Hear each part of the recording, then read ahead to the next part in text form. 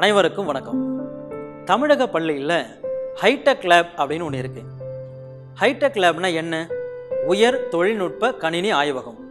நீங்கள் வீடுகள்லாம் பார்த்தீங்கன்னா உங்கள் கம்ப்யூட்டர்ஸ் லேப்டாப்லாம் யூஸ் பண்ணுவீங்க. அதுக்கும் நம்ம ஹைடெக் லேபில் இருக்கிற கம்ப்யூட்டர்ஸுக்கும் என்ன வித்தியாசங்கள் அதை நம்ம தெரிஞ்சுக்கணும் இல்லையா?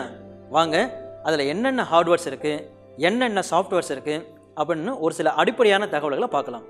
Firewall, server, monitor, keyboard, mouse, printer and scanner, web camera, thin clients, speaker, projector, இது எல்லாமே ஹைடெக் லேபில் ஹார்ட்வேர்ஸாக நமக்கு கொடுத்துருக்காங்க.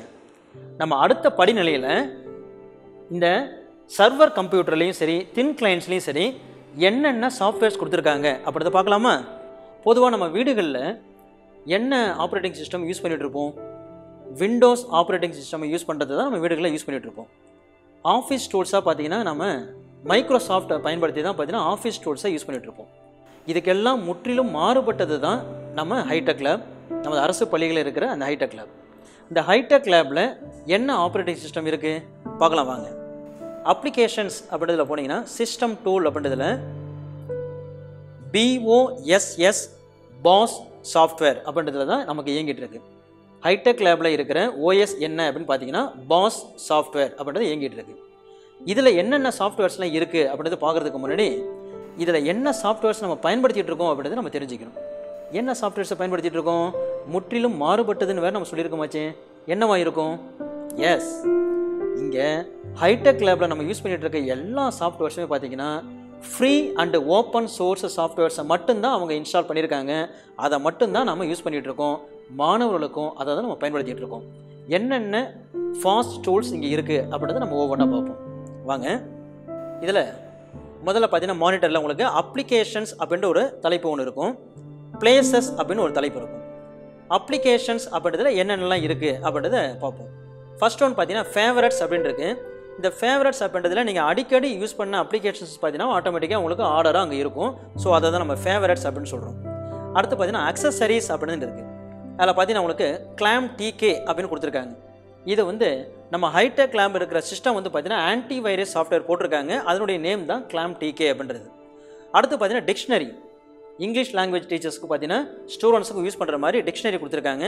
இந்த டிக்ஷனரி என்னன்னு பார்த்தீங்கன்னா ஆர்த்தா அப்படின்ற offline dictionary, English dictionary, offline dictionary இங்கே நமக்கு கொடுத்துருக்காங்க. ஸோ இதை தான் உங்களுக்கு அக்சசரிஸில் இதில் கொடுத்துருக்காங்க. அடுத்து பார்த்தீங்கன்னா ஃபைல்ஸ் நம்ம அக்சஸ் பண்ணுறதுக்கும் டெக்ஸ்ட்டை எடிட் பண்ணுறதுக்கும் நமக்கு கொடுத்துருக்காங்க. அடுத்து தேர்ட் ஒன்றா பார்த்தீங்கன்னா எஜுகேஷன் அப்படின்னு கொடுத்துருக்காங்க. எஜுகேஷன் அப்படின்றதுல பார்த்தீங்கன்னா எஜுகேஷன் கண்டென்ட் பார்த்தீங்கன்னா அப்பப்போ உங்களுக்கு ஸ்டேட்லேருந்து அப்டேட் பண்ணுவாங்க, நீங்கள் அக்சஸ் பண்ணிக்கலாம். இங்கிலீஷ் டு தமிழ் டிக்ஷனரின்னு ஒன்று கொடுத்துருக்காங்க. இதுக்கு முன்னாடி பார்த்தது English to English offline dictionary. இப்போ நம்ம பார்க்குறது English to Tamil online dictionary. அடுத்து தேர்ட் ஒன் பார்த்தீங்கன்னா ஃபைல் ஸ்டோரேஜ். ஸோ எல்லா ஃபைல்ஸுமே உங்களால் அக்சஸ் பண்ணிக்க முடியும்.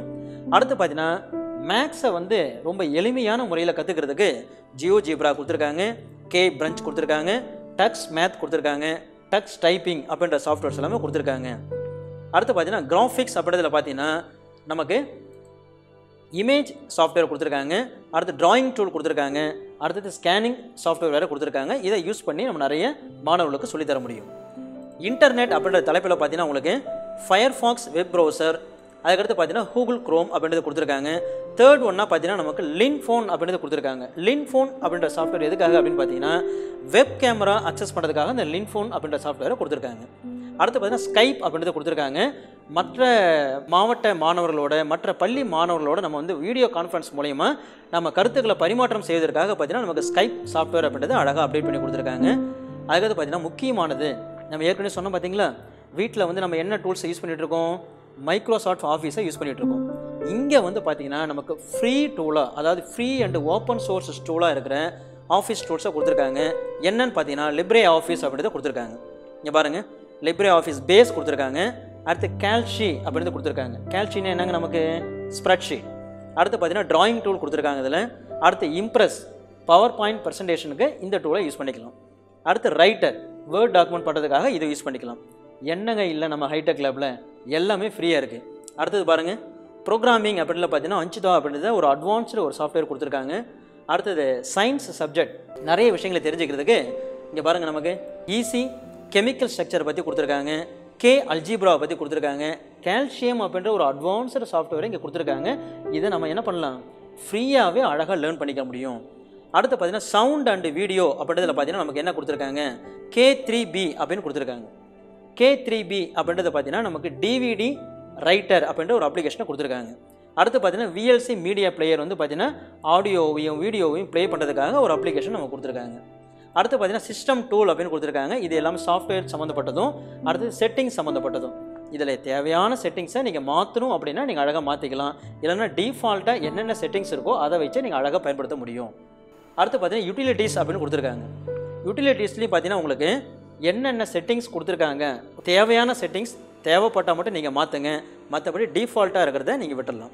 ஸோ இது தாங்க அப்ளிகேஷன்ஸில் முக்கியமானதாக நமக்கு கொடுத்துருக்கிற சாஃப்ட்வேர்ஸ் நமக்கு.